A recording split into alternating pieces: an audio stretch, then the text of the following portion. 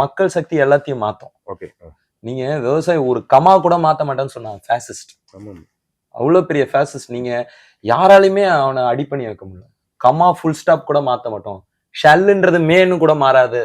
இங்க இருக்கிற அண்ணாமலை தான் சொன்னாரு. கடைசியில சட்டமே நாங்க விட்டுறோம்ட்டாரு. புரியுது. கிட்டத்தட்ட அவங்க ஒண்ணு கொண்டு வந்து அது பின்வாங்கின ஒரே இடம் அதுதான். ஆமா, ஹைட்ரோ கார்பன் நியூட்ரினோ, இதோ இப்ப டங்ஸ்டன். எவ்வளவு போராட்டம். நம்ம இயற்கை வளத்தை காப்பாத்துற 8 வழிச்சாலை. அந்த மாதிரி தூய்மை பணியாளர் போராட்டம் மிக நிச்சயமா ஒரு தீர்வு வந்து எட்டும். அது இந்த சிவில் சமூகம் பார்ட்டிசிபேட் பண்ணுங்க.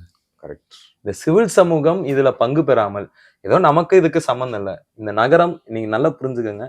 இந்த நகரம் வந்து நடுவுல வந்து மேட்டுக்குடிகளுக்கு, அதை சுத்தி வந்து நம்ம மேல் நடுத்தர வர்க்கம், அதை சுத்தி நடுத்தர வர்க்கம், அதை சுத்தி அவுட்டர் ரிங் ரோட்ல தான் உழைக்கும் மக்கள்னு தீர்மானிச்சான்.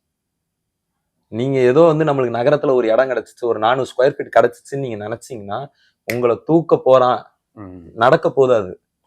நீங்க பெங்களூர் எப்படி மாறிட்டு வருது, மும்பை எப்படி மாறிட்டு வருது, ஹைதராபாத் எப்படி மாறிட்டு வருது, போய் சுத்தி பாருங்க. நியூயார்க்ல நடக்கிற வெளியேற்றத்துக்கும் இங்க நடக்கிற வெளியேற்றத்துக்கும் சம்மந்தம் இருக்கு. ஏதோ கோர்ட்டு சொல்லிடுச்சுன்னு பொய் சொல்லுவாங்க. கௌதம் வான்னு ஒருத்தர் டெல்லியில பொதுநல வழக்குகள் மூலம் எப்படி நகரச்சேரியில இருந்து மக்கள் வெளியேற்றப்பட்டாங்கன்னு ஒரு புத்தகமே போட்டிருக்காங்க. கோர்ட்டு கூட அதுவா தீர்மானிக்கல. ஒருத்தன் சொல்றான் தீர்மானிக்குது. யாரோ ஒரு மேனன் வந்து போடுறாரு, சார் ஆரியபுரத்துல இந்த வீடு வந்து கால்வாய் மேல இருக்காங்க, உனக்கு என்னப்பா பிரச்சனை? திடீர்னு அவர் போட்ட உடனே திடீர்னு ஆர்டர் வருது. அனகாபத்தூர்ல ஒருத்தர் போய் வழக்கு போடுறாரு. எப்படி உங்களுக்கு எல்லாம் தெரியும்?